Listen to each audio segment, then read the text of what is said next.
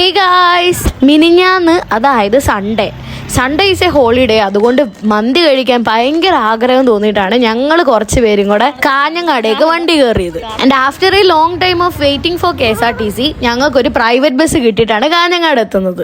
പിന്നെ നമ്മൾ നേരെ ഒരു ഓട്ടോ പിടിച്ചിട്ടാണ് മടിയനിലുള്ള കാസാഡൈനിലേക്ക് എത്തുന്നത്. നമ്മൾ നല്ല രീതിയിൽ ഹൈപ്പ് കൊടുത്തിട്ടാണ് കാസാഡൈനിൽ എത്തിയത്.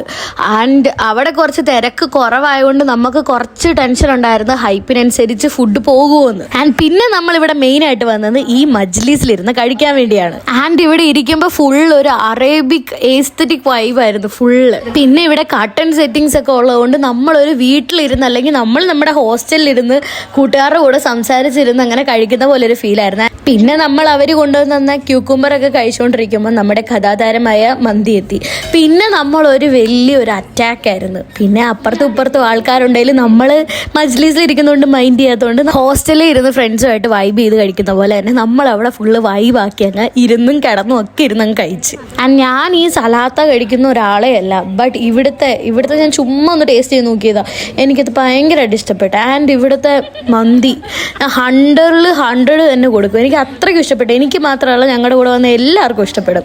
അത് ഈ 2 കാലിയായ പ്ലേറ്റ് കാണുമ്പോഴേ നിങ്ങൾക്ക് മനസ്സിലാവും. കഴിച്ചൊക്കെ കഴിഞ്ഞ് നമ്മൾ കുറച്ച് നേരം വൈബൊക്കെ അടിച്ചിരുന്നിട്ടാണ് നമ്മൾ അവിടെ നിന്ന് ഇറങ്ങുന്നത്.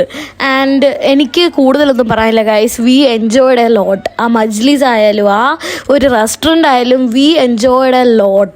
ആൻഡ് അവിടെ നിന്ന് ഇറങ്ങിക്കഴിഞ്ഞപ്പോൾ ഒടുക്കത്തെ വെയിൽ, സഹിക്കാൻ പറ്റാത്ത അത്രയും വെയിൽ അന്നത്തെ ദിവസം ഉണ്ടായിരുന്നു. പിന്നെ നമ്മൾ ബസ് സ്റ്റോപ്പിൽ എത്തുന്നതിന് മുമ്പ് തന്നെ ഒരു KSRTC കിട്ടി. നമ്മൾ നെക്സ്റ്റ് ഡെസ്റ്റിനേഷനിലേക്ക് പെട്ടെന്ന് തന്നെ അങ്ങ് എത്തി. ആൻഡ് ഇനി നാളെ ഇതിൻ്റെ സെക്കൻഡ് പാർട്ടായിട്ട് നമ്മൾ ബേക്കലിൽ പോയി എന്തൊക്കെ കാണിച്ചു എന്നുള്ള വീഡിയോ ആയിട്ട് ഞാൻ വരുന്നതായിരിക്കും. അപ്പോൾ ഓക്കെ, ബൈ ഗായ്സ്.